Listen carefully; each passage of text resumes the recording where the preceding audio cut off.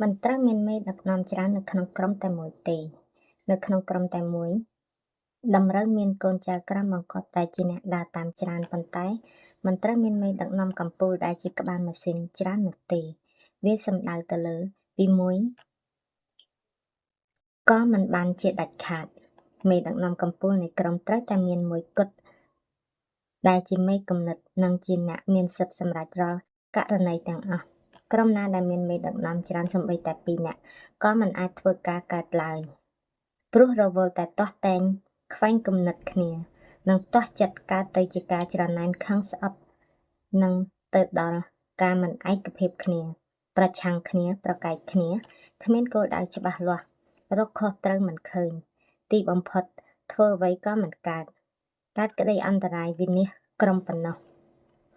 ពាក្យថាសាមគ្គីគ្នាធ្វើការជាក្រុមមានន័យថាសមាជិកទាំងអស់ត្រូវតែចេះធ្វើការសាមគ្គីរួមកាយរួមចិត្តនិងរួមគំនិតរួមគិតពុំបានសេចក្តីថាត្រូវតែមានមេដឹកនាំច្រើននោះទេរួមគិតបានន័យថាត្រូវជួយផ្ដល់គំនិតយោបល់ទស្សនៈឲ្យបានច្រើននៅក្នុងការធ្វើអ្វីមួយដើម្បីជៀសវាងចំណុចខ្វះខាតឬកំហុសឆ្គងគំនិតទាំងអស់ដែលបានបញ្ចេញមកឬផ្ដល់ឲ្យក្រុមត្រូវមានមេដឹកនាំតែម្នាក់គត់ទទួលយកទុកត្រួតបញ្ហាចាត់ចែងគ្រប់គ្រងនិងទទួលខុសត្រូវអ្នកនោះគឺជាមេដឹកនាំក្រុមតែម្នាក់គត់ដែលត្រូវបានសមាជិកក្រុមឯកភាពគ្នាជ្រើសរើសឬតែងតាំងជាមេដឹកនាំនិទានពស់ក្បាលច្រើនកន្ទុយតែមួយនិងពស់ក្បាលមួយតែកន្ទុយច្រើន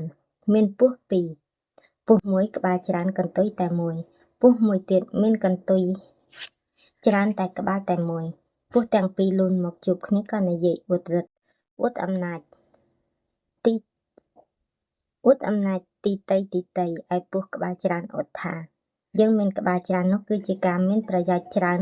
គឺនឹងគិតការអ្វីៗបានពិគ្រោះប្រឹក្សាយោបល់ព្រមគ្នាទើបធ្វើការនោះសម្រេចទៅបានឯពស់ក្បាលមួយយើងមានក្បាលតែមួយជាការមិនទៅតែងបើមិនចង់លូនចេញចូលតាមច្រកចង្អៀតក៏ចេញចូលបានងាយកន្ទុយច្រើនយើងស្របតាមក្បាលមួយมันមានទៅតែងនឹងអ្វីនៃប្រស្ដែងពស់ក្បាលច្រើនបើនឹងលេងរឹតគ្នាក្នុងគ្រានេះឲ្យឃើញជារូបណាចេញចូលតាមចន្លោះរបងសួននេះបានរូបណាចេញចូលពុំបានគង់ដឹងរឹតគ្នាជាប្រកបពស់ក្បាលមួយថាហើយក៏លូនចូលក្នុងចន្លោះរបងសម្រាប់កន្ទុយតាមគ្នាចូលបានចេញបានឥតទៅតល់នឹងអ្វីឡើយឯពស់ក្បាលច្រើនឃើញពស់ក្បាលមួយលូនចេញ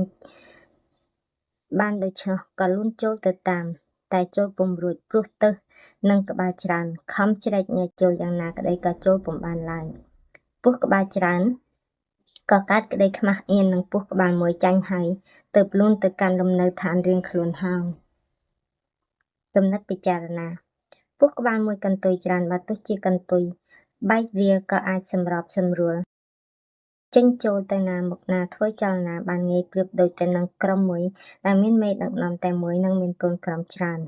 បើទោះជាកូនក្រុមនោះមានភាពរញ៉េរញ៉ៃយ៉ាងណាក៏ដោយឲ្យតែមេដឹកនាំចេញដំណើរឬចេញបញ្ជាឬចេញមុខសម្របសម្រួលក៏ដឹកនាំធ្វើអ្វីមួយកូនក្រុមមិនទៅក្រញុំតែងតែសម្របខ្លួនទៅតាមមេដឹកនាំដោយមិនហ៊ានប្រឆាំងជំទាស់ឡើយពស់ក្បាលច្រើនកន្ទុយតែមួយចម្រើនតែទាស់គ្នាប្រឆាំងគ្នាប្រកែកគ្នាព្រោះខ្វែងគំនិតទាស់ចិត្តបំណងមិនស្របគ្នាដូច្នេះមិនអាចសម្របខ្លួនចូលចេញផ្លាស់ទីទៅគោលដៅណាមួយបានដោយងាយនោះទេនៅក្នុងក្រុមមួយបើមានមេដឹកនាំច្រើនពេកតែងតែបង្កើតការទាស់តែងខ្វែងគំនិតគ្នាការឆ្លោះប្រកែកបែកបាក់សាមគ្គីវក់វីជ្រាមច្រាមចង់សម្រេចអ្វីក៏មិនកើតចង់ធ្វើអ្វីក៏មិនបានវាបង្កជាការលំបាកដល់កូនចៅ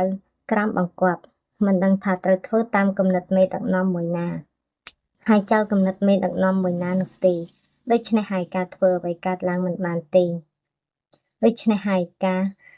អ្វីនឹងកើតឡើងមិនបានទេព្រោះតែក្បាលច្រើនពេកនៅរាមិនឯកភាពគ្នាធ្វើអ្វីតែមួយឲ្យបានច្បាស់លាស់ពាក្យចាស់លោកបានពោលថា ខ្លាពីរមិនអាចនៅក្នុងរូងភ្នំតែមួយបានទេលើកលែងតែខ្លាមួយឈ្មោលនិងខ្លាមួយទៀតញី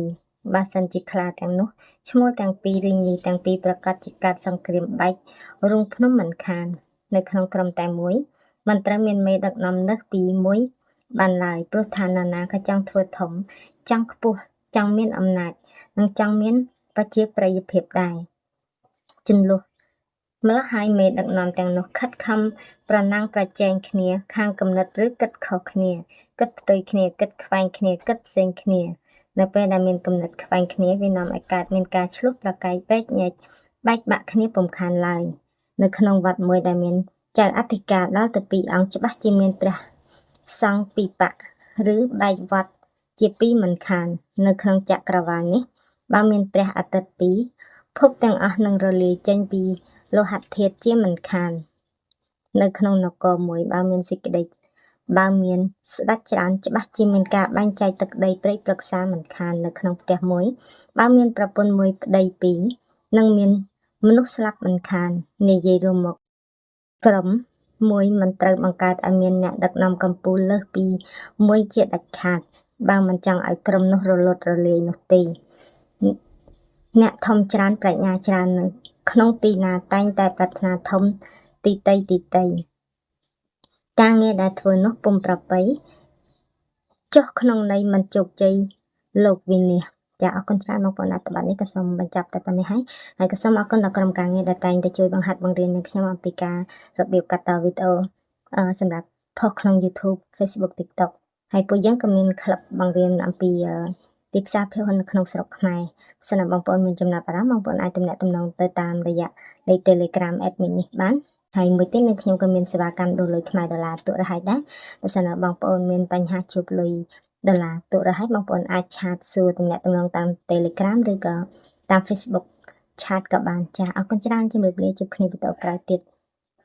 បើសិនជាបងប្អូនចង់រៀនវីដេអូភាពយន្តក្នុងស្រុកជាមួយភាសាមួយបែបកម្ពុជា CSX យើងក៏មានក្រុមឯកជនដែលផ្ដល់សេវាប្រឹក្សាអាចតាក់ទងសួរព័ត៌មានបន្ថែមឬក៏ចូលឈ្មោះតាមរយៈលេខទូរស័ព្ទ Telegram នៅលើវីដេអូនេះស្រាប់បាទសូមអរគុណ